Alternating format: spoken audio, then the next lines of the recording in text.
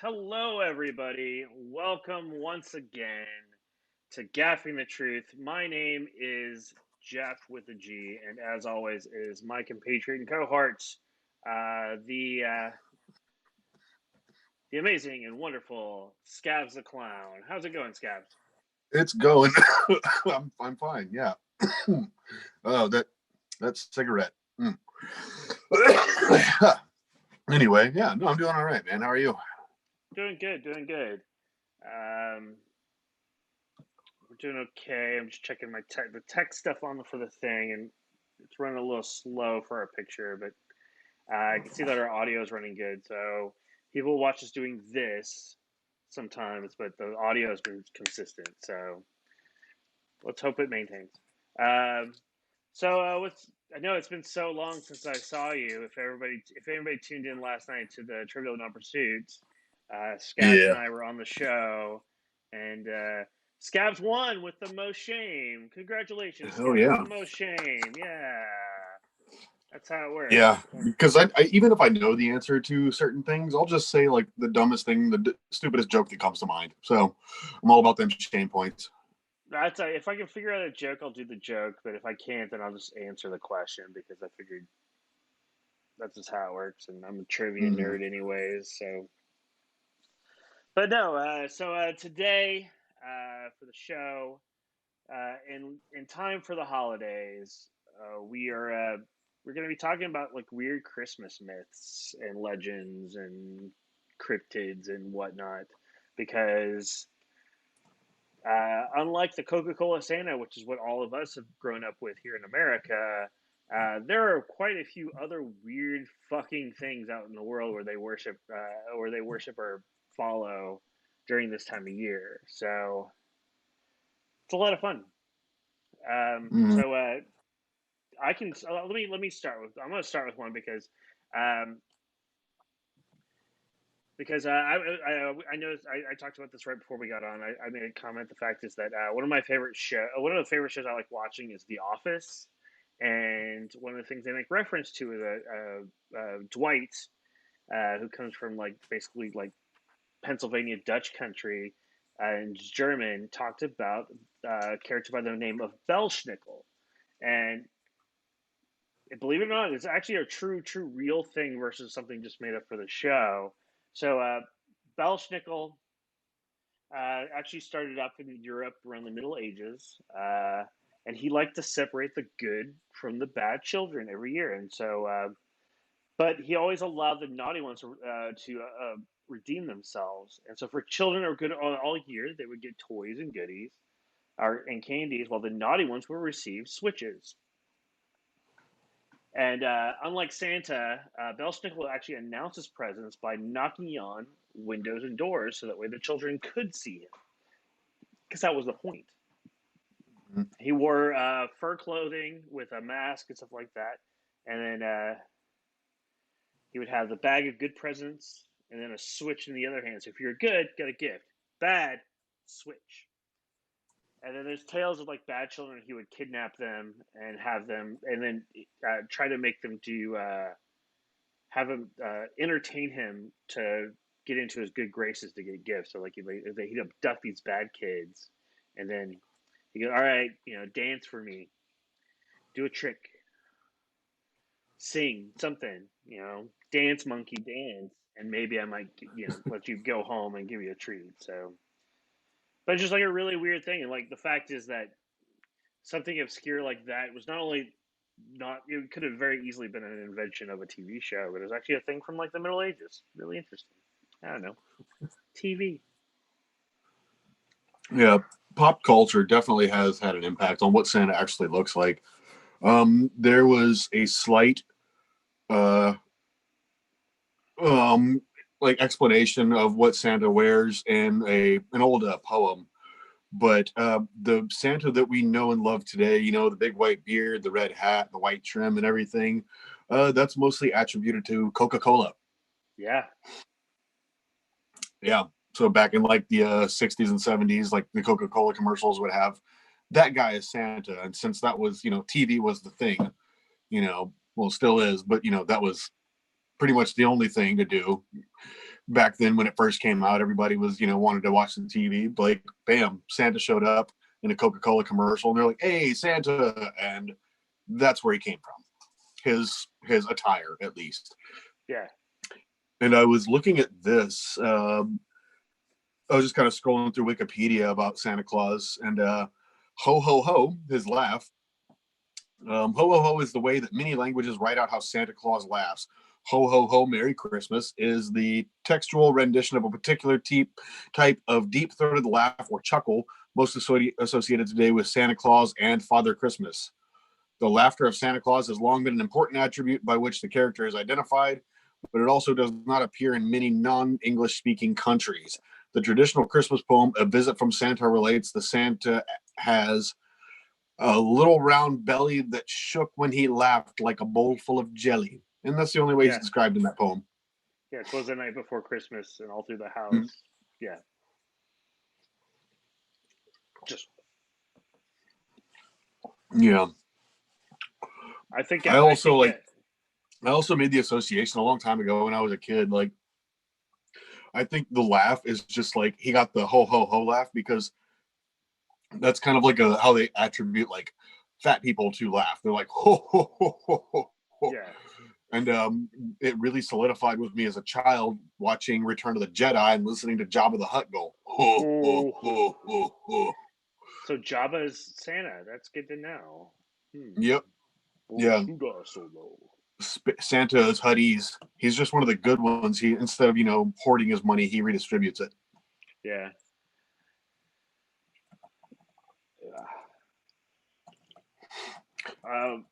Man, speaking of Huddy's, that that Mando. Ooh, that Mando. Fuck yes, that Mando. Oh yeah, that's some good shit right there. Yeah. As we go off topic, as we want to do, we can talk about the Star Wars Christmas Classic if you want to.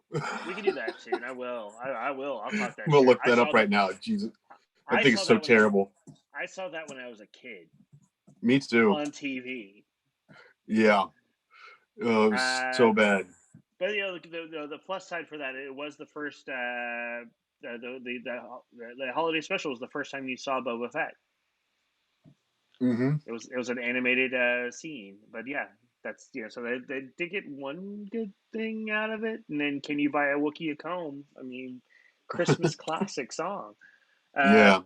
Yeah. Without, I mean, like it wasn't Christmas though. They celebrate Life Day on Kashyyyk. Okay. That's true. Yeah, but yeah. Well, so like that was the first thing that pops up when I looked it up. For those that have never seen it, the Star Wars Holiday Special is a 1978 American television special set in the universe of Star Wars, science fiction media franchise, blah, blah, blah, blah, blah, blah. Star Wars, it introduces the character of Boba Fett, who appeared in later films. I mean, he was in Empire and Jedi Return, and throughout the two movies, he has maybe, I think, 3 lines. 3 total lines. I think a total of like 5 minutes. Oh, actually, no, he has more. He has more screen time. I want to say it's like 15 minutes total screen time ish, somewhere in that range. Yeah, because they show him like kind of in the background, kind of just standing there here and there, and they they say his name once. Well, they say his name twice, and it's Han Solo, because Chewie goes and he goes, Boba Fett, where? And then hits him and unceremoniously just activates his jetpack and knocks him into the barge and into the Sarlacc. And I was one of the people. I give people shit all the time. They're like, Boba Fett's my favorite character. I'm like, why? You don't know shit about him. And he died like in the dumbest way possible. He died on accident. So I didn't really buy into the he got out of the Sarlacc and continued. Like, no, he didn't. He's still being digested over 1,000 years. Fuck you guys.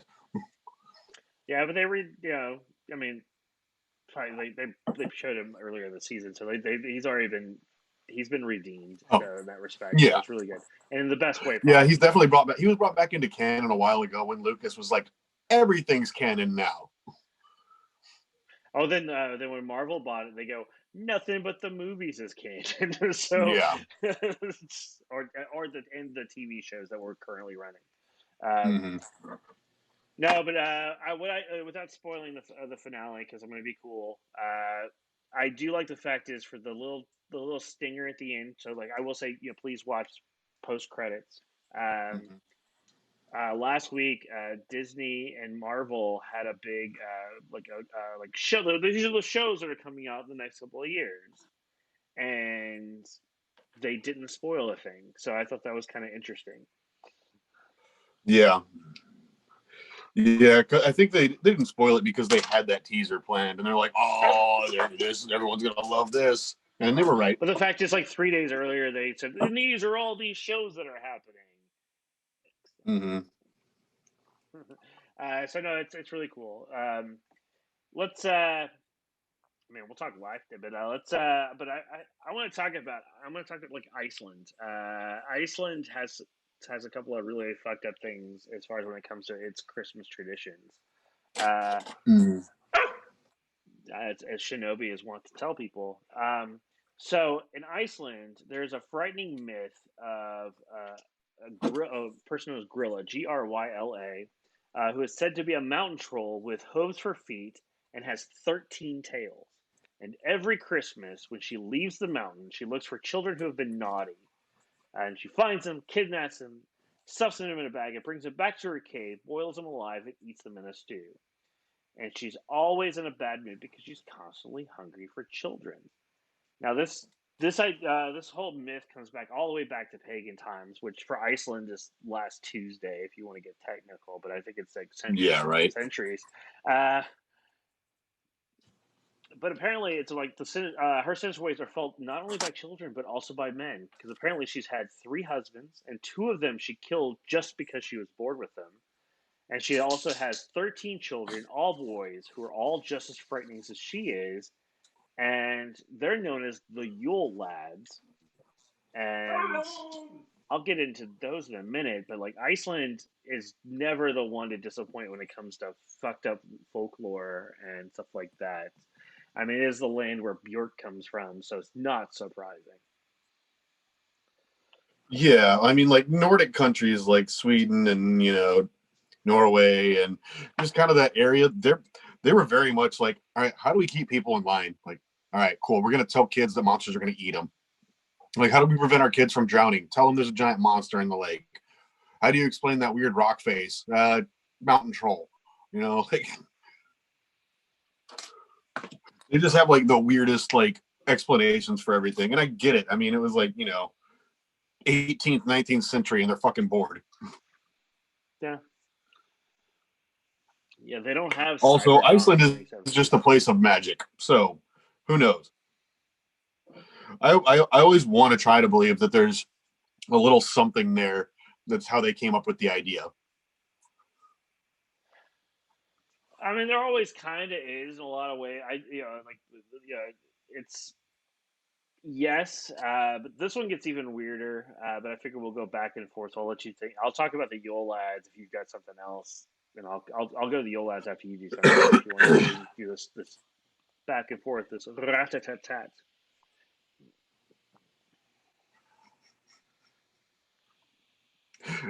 Sorry, I was just reading more about Star Wars. I had totally forgot this, but in the storyline that ties this special together, following the events of the original film, Chewbacca and Han Solo attempt to visit the Wookiee home planet Kashyyyk to celebrate Life Day. They're pursued by agents of the Galactic Empire who are searching for members of the Rebel Alliance on the planet. The special introduces three members of Chewbacca's family: his father Itchy, his wife Mala, and his son Lumpy. The program also features the rest of the main Star Wars characters, including Luke Skywalker, C-3PO, R2-D2, Darth Vader, and Princess Leia, all portrayed by the original cast, except R2-D2, who is simply billed as himself. God, the cartoon produced by Toronto-based Novella featuring the bounty hunter Boba Fett. Scenes take place in space And in spacecraft, including the Millennium Falcon and Star Destroyer segments, also take place in a few other locales, such as the Mos Eisley Cantina from the original film.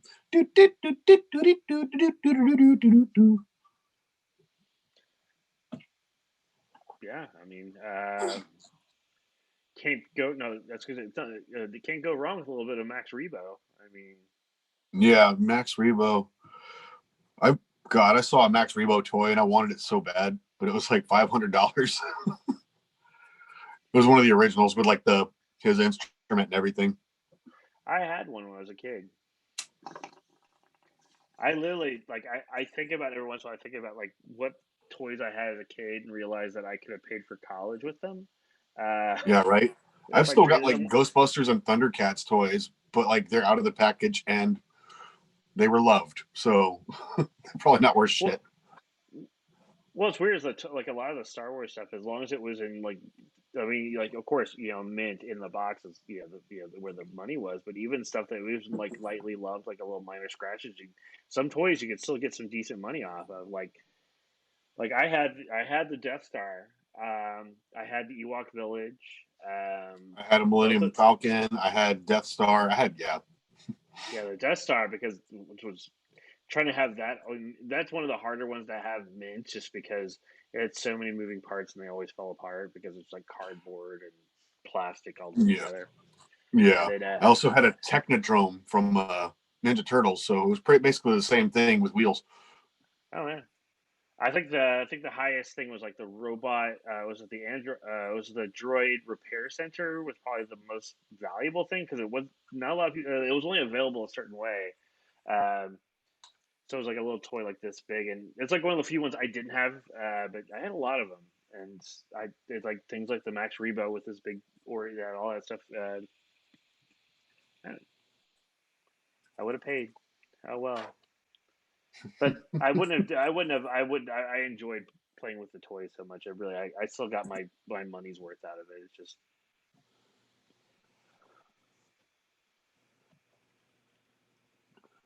all right. So let's talk about. Let me talk about the Yule lads. So the 13 Sons of Grilla, which each had their own unique characteristics, not unlike Snow White's seven dwarfs, uh, but kind of creepier for what they did. And so every night during the 13 days before Christmas, because because fuck 12 days of Christmas, the Yule lads would visit the children of Iceland. Now, if the children would be good, each lad leaves a small gift. If they were bad, they would leave a rotten potato. And the 13 sons are the sheepcote clog, which is a peg legged sheep fancier. I don't know what that means. The gully gawk, which hid in ditches and enjoys milks from cows. There was Stubby, who was very short and enjoyed pie crust. Spoon licker steals and licks on spoons, naturally. Pots. Yeah, I yeah, like rusty ones. yeah. Pot scraper steals leftovers. Bowl licker will hide under your bed and steal your bowls. What else? I feel Door like that's slammer. like not just. I feel I've heard about that somewhere else, not like involved with this. I think There's we the talked door. about that. Yeah, yeah. There's the door slammer who slams doors all night. You know, Skier gobbler who loves yogurt. Sausage swiper who steals sausage. Not like this dog. I'm pretty Uh, sure that's a movie on the internet. I'm sure. Yeah. Window peeper who watches you through your window. Ooh, also a movie on the internet. The doorway sniffer, who has a huge nose and sniffs through doors looking for Christmas bread. Meat Mm. hook I mean, steals, I don't know if that one's going to be on the internet, but a backdoor sniffer might be. yeah, meat hook who steals meat with his hook, and candle stealer who will steal your candles so you're stuck in the dark. So kids are stuck in the dark because at the time, kids only had candles. So yeah, every day for the 13 days before Christmas, if you're a good kid, you get a little gift. If not, you get a rotten potato, then what other shenanigans that one of these kids did. So yeah, it's So you not only did you get Gorilla, but you got her like all her kids like causing mischief and other things cause mischief too, which I'll talk about in a little bit. But yeah, what? Yeah. I was looking up stuff about bad kids, and let's see. I kind of came across the lump of coal thing. Uh, yeah, the beast like Krampus was created as a counterpart to Saint Nick to punish naughty children, sometimes by leaving coal in their stocking. In Italian folklore, the witch La Befana would sneak into homes and leave gifts for good children and lumps of coal for bad ones. In the 19th and 20th century, coal was commonly burned to heat homes. So when Santa came to visit, it was convenient to grab a lump to leave for children on his naughty list. Of course, Santa would never give children lumps of coal for Christmas unless they asked for it. So coal was like the way to stay warm. So initially, a lump of coal wasn't a bad thing. Kids were excited about it. They were like, "Yay, coal! We can stay warm for the winter." Yeah, Also, when we think of a lump of coal, we're thinking like a charcoal briquette. Like a lump of coal was like it could have been pretty big and it burned a while. yeah, Coal burns for a while. yeah. I guess yeah, lump of coal. It's kind of just got a couple of little background meanings. No, that's really really interesting. The whole cold, like, especially. I think then it got to the point where like even today, like kids to go. I got socks. I wanted the cool like toy because so and so got the cool toy, even though socks are totally handy. I think that's the same thing when Kim go Yeah, Cole. I wanted the cool thing, and eventually, just Cole became the shit gift, and so Santa gives shit gifts if you're a bad kid. So yeah, because their friend got like a toy horse and then they got coal and it was like, I want a yeah, toy. I can wear an You extra jacket. ungrateful children. Yeah, fucking kids. Yeah, Um, let's as I fucking just Iceland and its fucking crazy ass fucking Yule stuff like that with Grilla and her kids, the Yule lads, but they also had a family pet by the known as the Yola Kalturian, which I fucking butchered the fuck out of that. Uh, it's said to be a large cat that wandered the streets during Christmas and would eat people who were not wearing new clothes. Uh, While it's believed that the Yule cat is otherwise known, like to eat humans, other versions says eating all the food belonging to the people who were so poor they couldn't afford new clothes. Um, so basically, if you can't get good new shit, the Yule cat will come after you. At one point, it was actually illegal in Iceland to use the story of the Yule cat to scare children. the Yule cat. Yeah, well, it's a Yola Katorun, but that's it's a mouthful for me to say. It's the Yule cat. Um, Basically, the idea is like they said that the cat this thing was invented by people to as a myth to go like for the poor people to work harder. Well, if you work harder, then you can afford to get a new coat or whatever, and so the Yule cat won't bother you. That sort of thing. But what's weird is that it is a myth. But Iceland, who fucking who have fairy circles, and you can actually take like college classes on how to deal with fairies, um, tend to put in a lot of extra work during Christmas to make sure that they can at least buy a new jacket or socks or whatever, just in Mm. case. Fucking Yeah. weird. Uh, so there's a I'd never heard of this one, but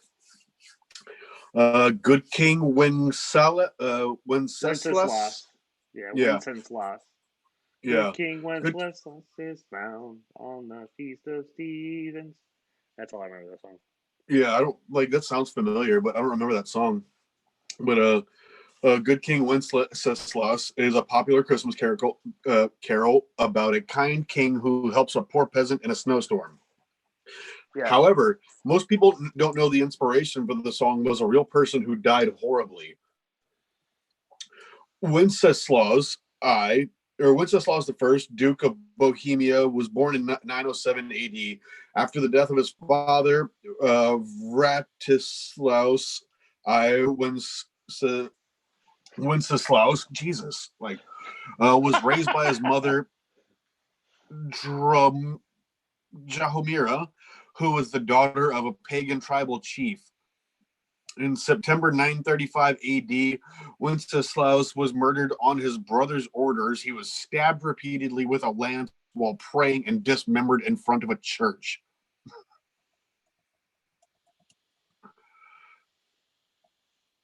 Okay. That's it. Merry Christmas. Yeah. Singing carolers door to door may be an innocent holiday diversion today, but it was once a controversial and potentially dangerous practice. In a piece for Salon, author and historian Thomas Christensen recounted how the carolers, or wassailers of the 17th century, would arrive at homes unannounced and demand to be given the residents' finest food and drink. They would sometimes threaten violence and rape, destroy property, and sing songs with lyrics such as, "We've come here to claim our right, and if you don't open your door, we'll lay it flat upon the floor."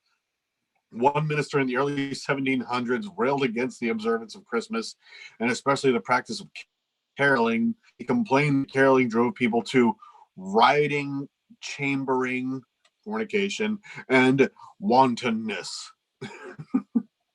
I'm on board with that Christmas tradition.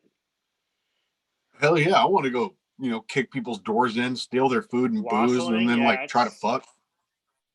Yeah, it's like let's bring back wassailing.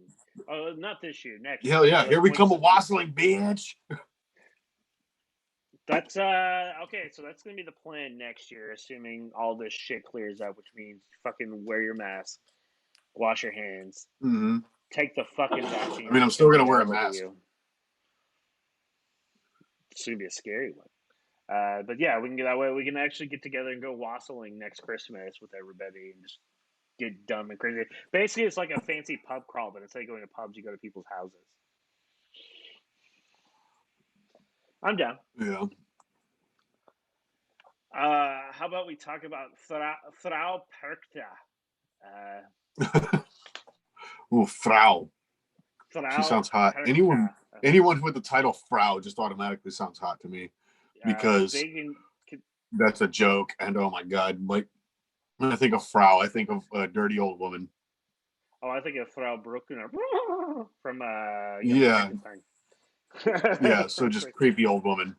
Yeah. Oh, yeah. Okay, so this is like really big in like Germany and Austria because so far all these really fucked up things actually stem from that area or since then. So, also known as it's a Christmas witch, who is also known as the belly slitter. Because if a person is lazy or committed too many bad deeds during the year, she would slit their belly open and steal their insides with a long knife she hides under her clothes. She then would steal the said organs with garbage, straw, or rocks. She was also said to cut out the tongues of children who lie, and if she found a spinner's work or somebody's work half done, she would light it on fire. She's followed by a pack of demons who would torture people who were also bad. But if she found you worthy and did good, um, she would actually leave a silver coin in your shoe. But the other weird thing is, like, if you're a good person, she'll also protect you from like. She's like the weird patron saint to protect you against from evil spirits because I do good work, so Frau Perkta will take care of me. Is the idea. Um, she's said to visit homes during the 12 days between Christmas and Epiphany to make sure that families are spending time together. We're fucked this year. Uh, Families would often leave out porridge for her as an offering, and if she thinks that person has been kind and generous, she would leave a silver coin. So we're all going to get visited by, yes, Frau Perkta. That's what I said. Frau Perkta is going to visit us, and we're going to get belly slit because we can't hang out with family because Because people were bad. Mm-hmm. Yes, people were bad. This guy has a lot of opinions. Yeah, everyone's in a mood tonight. He is. Sometimes, usually if I'm actually streaming, he doesn't do a lot. It's usually he only yells like when yes, I'm talking about you. Shinobi. He can't hear. I got my headphones in, so it's like Okay. he knows I'm talking, but he goes, "Why? What are you talking about? Why are you doing this thing? Why aren't you paying attention to me? Why can't we go out like the 15,000th time today? I'm pretty sure there's a piece of grass I did not pee on yet today." Everybody That's my wants dog. to hear. You should give Shinobi a show on Cabin Fever. Yeah. It would That might just be be an like idea. Shinobi just like staring at the camera or sleeping or something and then just screaming randomly. Because there's talk of possibly getting pet memberships for the Hoot. oh fuck, man! Like I can't afford all that. And like somebody goes, it's like for the household or per pet, and I just went, well, I go, it's funnier to me for per pet because I knew you because of you. Because it'd be funny going, oh, you cover scouts. I think insects is a little bit different because while some of your bugs and arachnids and whatnot may live for a while, they don't have they may not necessarily have the lifespan of some people's like animals, but I don't know. There's talk that there might be like a little pet membership just so because it'd be kind of fun and like non-working like or like between a working pet and then like a non-working pet like just a fan like Shinobi would just be a fan. While Well, like then Emma technically all Delaney's mine are working pets because I use them for kids shows. yeah there see yeah I don't know. There's just talk. So there's we were talking about this. Who was it? Captain? Was it Captain who said he had a weird fear of nutcrackers? Yes, not anymore for the record. So let's all send Yeah. him nutcrackers. I'm sure he'd appreciate it. Mm-hmm. Yeah, we were talking Captain and Maybell the other night, and he said he used to have a weird fear of nutcrackers because we were talking about strange fears. But so the Nutcracker is based on the original story, The Nutcracker and the Mouse King. In the original tale, a 7-year-old girl named Marie slices her arm open after being startled by a vision of her toy Nutcracker coming to life. As she recuperates, her godfather, Drosselmeyer, tells her the tale of a man cursed ugly of a nutcracker by a heartless queen. When Marie eventually declares that she would love the nutcracker no matter his appearance, she is whisked away into the doll kingdom to marry him. The two are wed within a year of meeting, even though that would make Marie 8 years old at the time of her marriage. Okay. It was okay back then. Yeah. No, I understand. Like, yeah, that's no. Go lay down. Yeah, no, it's yeah. I've seen the Nutcracker like 8,000 times. It's one of those common stuff, and but yeah, like yeah, the thing but that's really really interesting. Holding the marriage and whatnot. And it's kind of weird, but I guess Yeah. that's a time period. It's fine, and just Yeah. And this one, I feel like we should bring this back. Christmas hasn't always been celebrated on December 25th. Yeah, we know that. That date of Jesus' birth was only officially decided more than 300 years after his death by Pope Julius I. Before that, Christ's birth was marked on at least 3 different dates: March 29th, January 6th, and sometimes in June. Conveniently, December 25th roughly coincides with the date of the Roman festival Saturnalia and the winter solstice, according to Encyclopedia Britannica. This ancient festival involved unrestrained drinking and role reversal between slaves and their masters. Schools were closed, criminals were allowed to run rampant, and the wealthy were encouraged to give gifts to the poor in order to avoid robbery. It's So Boxing Day now too. That's what Boxing Day unrelated, is. you could totally look up Joel Osteen's mansion on Google, but that's completely unrelated. Unrelated whatsoever. Yes. Um, fucking Kenneth Copeland as well. He's in Dallas area, also a big time. Actually, Dallas, Mm-hmm. like Texas, has a lot of those big mega church preachers that are on TV. The Yeah, TV preachers. because the South I mean, televangelists. yeah. There's also like weird stuff. Like here in Austin, we've got like Alex Jones is ultra right wing. Glenn Beck is up in Dallas area from the Blaze and also Yeah, ultra right wing. Glenn Beck has the what is it? His fucking redneck resort or whatever it is here in Houston. Oh, okay. Um, other weird stuff going on. Let's talk about the Dutch because smoking lots of weed and stuff like that will get you an idea for your own version of Santa Claus. And so they had Sinterklaas, who is very similar to Santa, except when you see like those old school pictures of Santa Claus, he has like a little Pope hat. Like St. Arnold's has their little stuff Mm-hmm. like that. That's so he's rocking the Pope hat. Um, and then he'd ride a white horse, and he had his helper, which is Zwarta Piet, uh, or Black Peter. Uh, and then would join parades. And then on December 6th was marked as a feast day. And then the evening before, the family would gather for a large meal and then gathered and came gifts back on December 6th. And it was that time Sinterklaas would travel from rooftop to rooftop looking for children who have been good all year and reward them with candy and presents. Children would leave out carrots or oats in their wooden shoes for Sinterklaas and his horse. And then as long as they did good, they got cool gifts or even poems sometimes because I guess Santa Claus was also a poet. But him and his little Svarte Pieta, which is Black Peter, because he was a little black boy um, to do that sort of stuff. So it's very interesting. Just Sinterklaas, and like it's one of those things like at the shop because I work working at the costume shop. One of the Santa outfits we have is one of the ones with the Pope hat sort of design. So it didn't rent out this year. Maybe I might play with that tomorrow and just rock that one because nobody wants to do it because it's a weird picture. Because they don't know. uh, Yeah.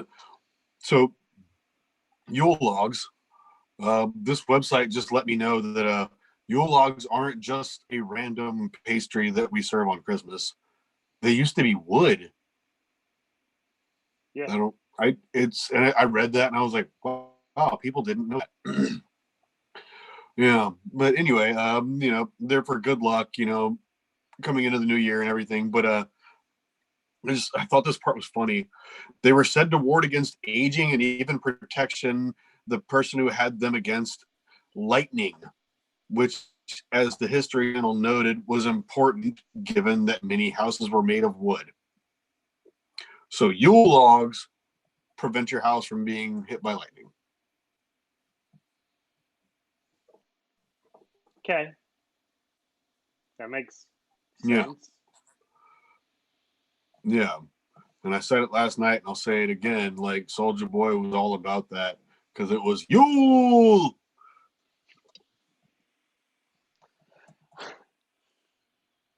I'm just gonna keep making that dumb joke until Christmas. Well, maybe it might be the last Uh, Christmas. You want to talk about the Mari Lyrd? Or the the Mighty Kari Lude? Lyrd? Hell yeah. The Mari Lyrd. It's a Oh, I thought you custom. said Mighty Lude. No. It's the Mari, Marylyld. It's Welsh. I'm butchering the fuck out of it because I don't speak Welsh. It's a custom in which revelers would visit your home while carrying a horse skull that's been decked during the holidays with ribbon and belts and had a sheet over it to give it kind of like a ghost spirit thing. Then the troop would engage with the owner of the house with a battle of verses and insults. If the troupe had the cleverest rhymes, they were allowed in for drink and food, while the ghost spirit essentially would scare away anything unwanted from there for the year. Uh, but even if the owner wins, they're still going to let him in anyway. Basically, the idea is it's just like a thing where basically they just have like a rap battle in front of your house, and then once that rap battle is finished, you get to go inside and drink and stuff like that. But because you basically brought the representation of this horse spirit thing, it would keep all the bad stuff from the house for the year. I was So actually yeah, just reading about that one on the other day. I saw a thing on like a little ad on Facebook, and yeah, it was really cool. Like they have like these weird horse faces and wear robes and everything, and they just go to people's doors and rhyme with them. And it was like, your rhymes sucked. Now I get to drink your booze and eat your food. yeah. It's pretty dope. It's Welsh, but it's like it kind of reminds me of flighting, which is like a Norse sort of thing to do too. Which I mean, the Norse did invade that area back in like the what 1300s or whatever. So it's not surprising that that sort of stuff would transition. But it's like, while they're not exactly sure how this particular thing started, but there's been like the British. There's lots of long British tales about white horses in British folklores. Because the horses usually represent things like power and fertility, so it's kind of nice. That, I guess somewhere from that, and I think throwing a little Norse flighting and like some weird fucked up Norse shit, and just crafted in with weird druid shit, and just suddenly it became the Mari Lord, and where you just go in like literally, it's like today, it's like I'm dressing like a fucking like horse skeleton. I'm gonna do a rap battle, and then I'm gonna get drunk. Let's Yeah, wassail. yeah. We need to do that. Just like we'll have like a mix of like all the fucking Christmas and pagan and Yule and everything like together, and like just any Christmas history. I want those guys running around. I want like the little gremlin guys running around too, like peeping in Oh, windows and Yule like lads. sniffing Oh shit, sausages, yeah. and like everybody dresses whatever you want. I'm sure Yeah, there's going to be a ton of Santas because Santa's easy, but I want the weird ones too. I And wanted to speaking walk of around the big. Santa and weird ones, no, go ahead, go ahead.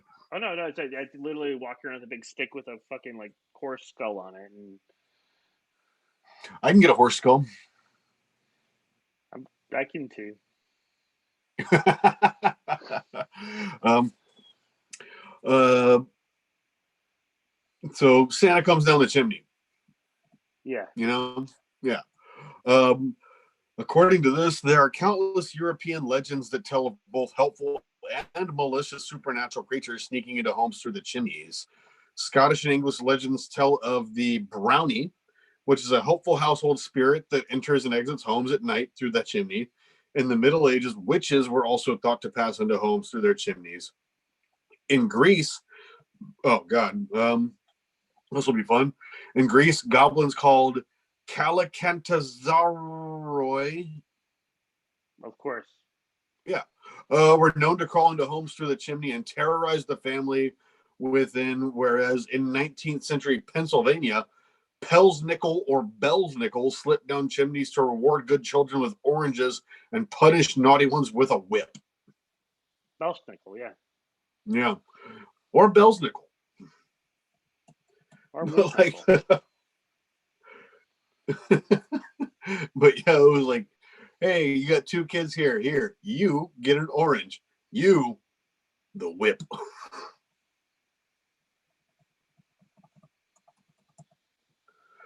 Depending on how if you have a citrus allergy, so you may want the whip. Yeah, or you're just a weird little kid. Also true. Um, let's see. Although we see it now as a plant meant to be kissed under, mistletoe has some darker origins. It has been seen as a sign of friendship by the Druids, and because of that, it was banned by religious leaders in England. But later, York Minster Church in the UK began to hold a special mistletoe service each winter. During the service, criminals from the town could come and bring a sprig of mistletoe and be pardoned for their wrongdoings. They would apparently declare public and universal liberty, pardon, and freedom of all sorts of inferior and wicked people at the Minster gates and the gates of the city towards the four quarters of heaven. Today, you can still see mistletoe as an altar on some churches during the holiday season. So if you like just climbed in and got some mistletoe, be like, "Hey, bro, don't worry about what I did."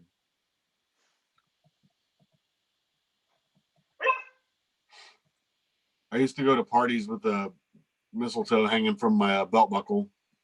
There you go. Yeah. It worked. I'm trying to encourage the audience to try it too, because it worked for me because I hung out with friends, not because like people are weird. Well, actually, some people are weird, Yeah. Yeah. but mistletoe always gets you kisses. Mrs. Get Your Kisses. Whoa! What? Oh, my internet's moving so slow. You got anything while I scroll down? Ba, ba, ba. Anything about like Popo Gijo or Par Noel or anything like that? Because I thought about those guys too. Yeah, I was like, let me try to think what like we talked about Saturnalia. We talked about my dog. Um, did you know that at one point Christmas was banned in the United States? Interesting. No, I did not know that.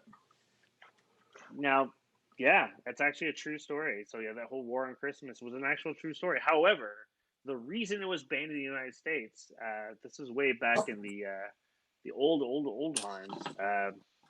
You know, at least before the 19th. So the Puritans that that's still made up of a lot of stuff like way back in the day. Um, were very chaste sort of people and everything like that. And they were very like word of God sort of stuff, and they did not care for the Church of England and its debaucherous traditions involving the birth of their Lord and Savior Jesus Christ, and that includes things like the traditions of Christmas, because that was a very more like they were a lot more debaucherous because that went against the reverent or whatever. So a lot of the settlements in the United States banned Christmas because fucking Puritans, Pilgrims, witch people, all that, or witch hunters, all that sort of stuff just did not, because it did not care for the Church of England, because that's the reason why they came to the United. It came to what is now the United States because they didn't like the Church of England. So Yeah. so yeah, Then there was one dude who was like, we could do it, but make it cool. what baiting? Oh yeah, it's true. I just this doesn't surprise me at all, but wow. So a Charlie Brown Christmas. You've seen it. Yes. We've all seen it. Yeah. Yeah. I love that movie. That's like my favorite Christmas movie, and fuck streaming services for taking it away from the masses. I wasn't going to go out of my way to watch it, but it's still. free to watch those services, so you're fine because they're allowing those particular. Okay, I think no, it was initially because of the uproar. It's because of the initial uproar. Like you weren't like you had to have a subscription to watch that. Not everybody has subscriptions to what was it, Amazon or Apple or whoever had it. It's Apple. Yeah. But yeah, so I guess now that like the entirety of America was like, hey, that's fucked up. They're like, all right, fine. Anybody can watch it. But though less dark and more surprising, the adventures of the Peanuts gang in the 1965 film A Charlie Brown Christmas were originally intended to be a commercial for the soda Coke. That doesn't surprise me. The original film included title slides telling viewers that the program was sponsored by the Coca-Cola Company. In response to changing attitudes about the product placement over the years, CBS quietly edited out references to Coke in the program. So it was originally just made for the sales of Coca-Cola. Well, it's don't forget, like people forget, like during that time period when that was made and earlier, that a lot of TV shows would have these built-in spots for ads. Dude, you can watch old like ads Yeah. of the Flintstones of them talking about fucking Chesterfield cigarettes. I mean, it's just Mhm. so it's once you go, oh, it Oh comes with man, that. It's I love actually watching old cartoons and commercials about kids smoking. yeah, it's just one of those. But it's one of those weird. Well, the thing is, like the Flintstones was a prime time show. That's what the other weird thing. It was the first animated prime time show, which is why they had it. So the whole Mm. family would watch it, and like cigarettes was a dangerous thing. So it's like that was a very like once you said that, I go, yeah, of course that was. That was a fairly common thing because like the idea of commercial breaks uh, wasn't big then. Basically, it's like the shows would run almost completely on their own. But the thing it's sponsored, they have like the craft comedy hour, and so Kraft would buy an hour of time on the network to play the show, and so they would do these live spots of various products and stuff like that throughout the show, kind of live commercials. And then they Hmm. kind of got away from that, and then started creating commercial breaks, and that changed over time. But peanuts on Coke, not surprising. Or it could have been Met. I mean, Yeah, they do. Met, they used to be the sponsors for MetLife Insurance. So yeah, I remember that. God, and then Flintstones, vitamins, and yeah. well, Well, yeah, we only got a kids. couple of minutes left, but Yeah. I just kind of want to end it on this down note here. Oh, good. I love down notes. Um, Packing those stockings full of treats may be a fun Christmas tradition these days, but the custom may have its origins in a decidedly grim tale of illness and poverty. According to Donald E. Dossey's book, Holiday Folklore, Phobias, and Fun, the tradition is tied to a story about a 4th century bishop who overheard an elderly man bemoaning the fact that he would not have enough money to supply his 3 daughters with a dowry. At the time, women lacking the dowry would be unable to marry and would likely have been forced into prostitution in order to support themselves. The legend goes that St. Nicholas was so moved by the old man's plight that he crept into the family's home at night and filled their stockings, which had been hung by the fireplace, to dry with bags of gold.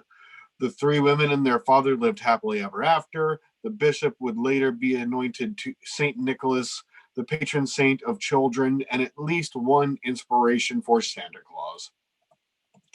Yeah, we didn't really get into St. Nicholas very much, and actually, St. Nicholas is a real person.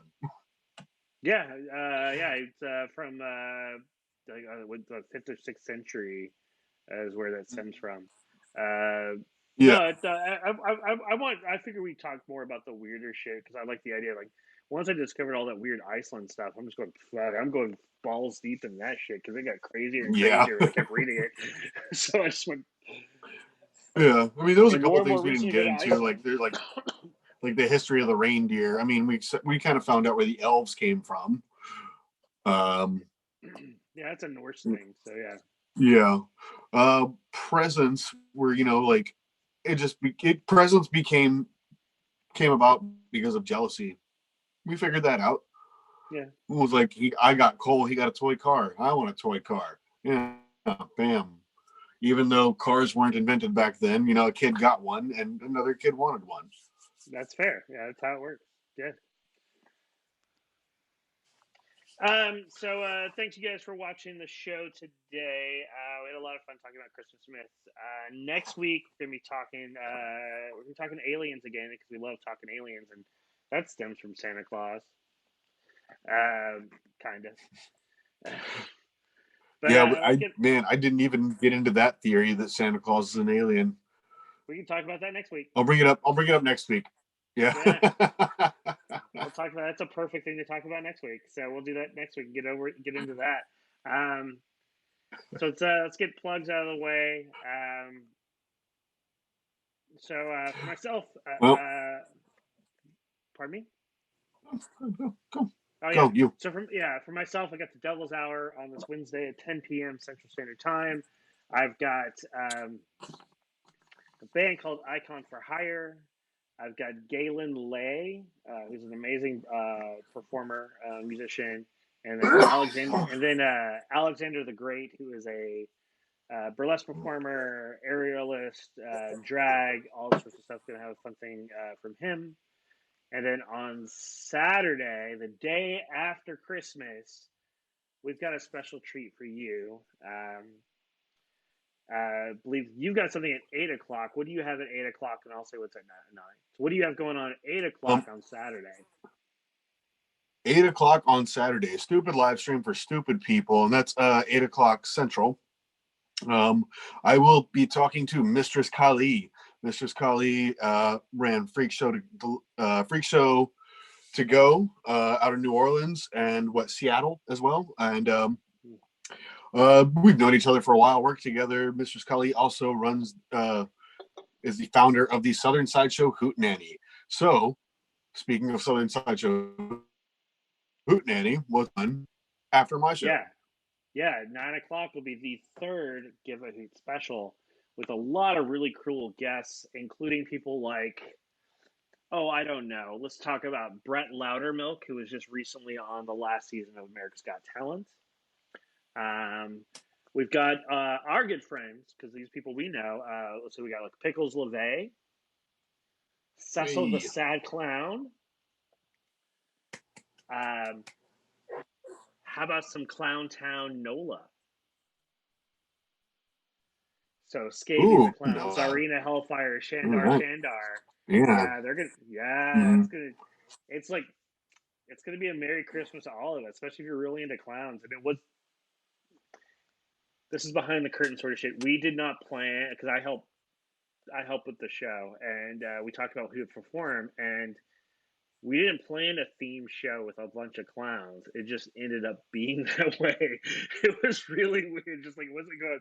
Oh, suddenly we just like it was like, all right, cool. We're gonna have this person, this person, this person. This one fell out. Let's bring in this person, and then suddenly we'll go. Oh wow, there's a bunch of clowns on this episode. But Yeah. no, no, I it's then gonna I be. definitely need to send in something for commercial wise or I told Matt that I would just send him random shit. So we'll see what Yeah, happens with that. it'd probably expedite it to do so. Um, very least, I'll throw. We can you send him oh, you can send the holy water enema commercial at the very least. I'll send him that too. He'll love it. Yeah, that'll yeah. So yeah, that'll be Saturday. So yeah, starting at 8 o'clock. You'll watch the stupid live stream of stupid people with Scabs and Kali von Wunderkammer, and then it'll be the Give a Hoot, and then which is free to watch here in the thing. If you're a Hoot member or if you contribute during the Give a Hoot, there's going to be an after kind of party on Zoom with all the performers and all the people who are part of the Hoot or everybody else who wants to join. So make sure you become a member or contribute nicely because everybody donates their time, so anything goes to be helped out would be greatly helpful. So thank you guys for tuning in today. And you got anything else you want to plug? Um, well, for those in Houston, I have a show Christmas night at the West End.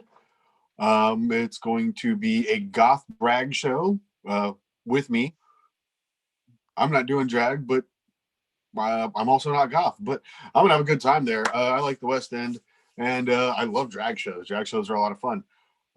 Then after that, New Year's Eve, I've got a funeral for 2020 at Avant Garden here in Houston. Tickets are $25, I believe.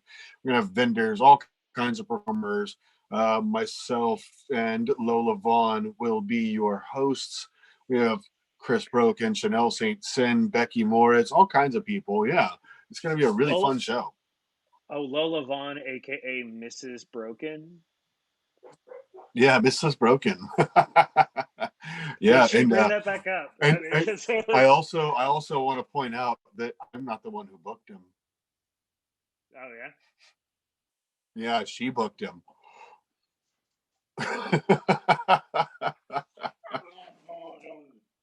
You got because I will not be at said event because I don't live there in the area, and plus I wasn't booked. But no, but it's but make sure you bring up the Mrs. Broken stuff because I find that Oh, I will. yeah, because that's a personal joke to me, and I know they would get it too. But it's one of those things that it's like that little inside joking through with the audience, and it's just kind of funny. Which Speaking I'm of not even gonna insecurity, hear Mrs. because that's a Broken. joke for us. So back when we did live shows, that was a thing. So, but yeah, no, I've seen the lineup for the people who are going to be on that show, and there's a lot of really good talent on that show. Hmm. So Yeah, it's going to be a fun show. I'm pleased that it's happening. Hmm. Knock on wood. I mean, so is Shinobi. So thank you guys for tuning Yeah, and in. I'm working on a mask to match my suit. I don't know if I've Okay. shown you my suit yet. I'll send you a picture of it. All right. But Cool. I'm working on that. Yeah, it'll be a lot of fun. But other than that, yeah, I got nothing. All right. Cool. Then everybody be safe, be cool, be groovy. I'll see everybody Wednesday for the Devil's Hour. Otherwise, you can see both of us um, next Monday where we're talking aliens. So be safe, be cool, be groovy, and as always, keep drinking.